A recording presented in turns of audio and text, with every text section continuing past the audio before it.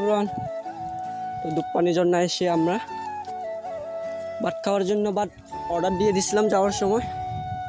তো দেখা যাক কী কী আইটেম থাকছে, সাথে আপনাদের মাঝে শেয়ার করবো গাইস। দেখা যাক, আপনারা হয়তো আসলে কী আইটেম থাকছে সেটা আপনাদের সাথে একটু শেয়ার করতে যাচ্ছি গাইস।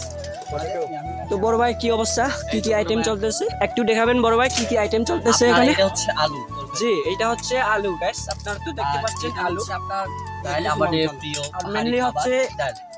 আলু আর ডাল দিয়ে আমরা চালিয়ে যাব আর কি। প্রিয় খাবার হচ্ছে ওই যে লাপসু, আমের ভর্তা খাবো আজকে।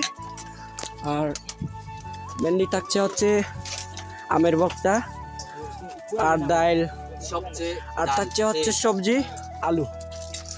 তো আমরা আসছিলাম হচ্ছে এক গ্রুপ নিয়ে। মামা কি অবস্থা, কেমন লাগতেছে?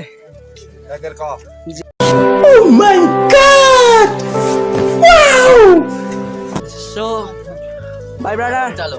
কি অবস্থা ভাত খাওয়ার? বলার কিছু না, আমি তো করে সেই হয়েছে। জি, আপনারা হয়তো দুপ্পানির জন্য আসলে এই রাস্তায় একটা গ্রাম, ছোট্ট গ্রাম দেখতে পাবেন।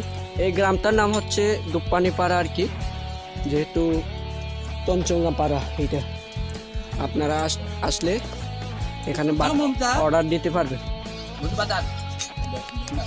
তো মেনলি আমাদের গ্রুপ ম্যানেজার হচ্ছে, গ্রুপ ম্যানেজার সাথে কিছু কথা বলবেন। কেমন লাগতেছে?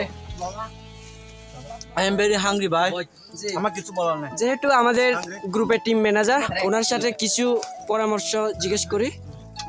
ইয়েস, হ্যালো ব্রাদার, কি আইটেম চলতেছে এখানে? এখানে চলতেছে আলু আর ওই যে ডাল, তারপর জি গাইস, আপনারা তো মেনলি দেখতে পাচ্ছেন এখানে ডাল আর আলু ভর্তা, আলু আর আমের ভর্তা দিয়ে চলতেছে। তো আমরা ছোট ভাই থেকে কিছু কথা জিজ্ঞেস করি।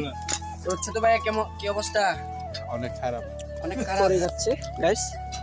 মেনলি উনি ভাত খায় না, উনি হচ্ছে বিদেশি মানুষ আর কি, ভাত খায় না, উনি নর্মাল ভাবে আমের ভর্তা খায়। হচ্ছে খানা দানা শেষ করে ফেললাম আর কি।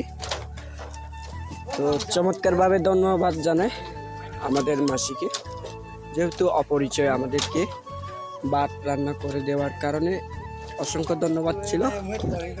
তো আমরা যেহেতু ভাত রান্না ওনার জন্য টিপস কিছু দিয়েছিলাম আর কি, যেহেতু আমরা প্রথমবার জন্য এসে যেভাবে আপ্যায়ন করেছেন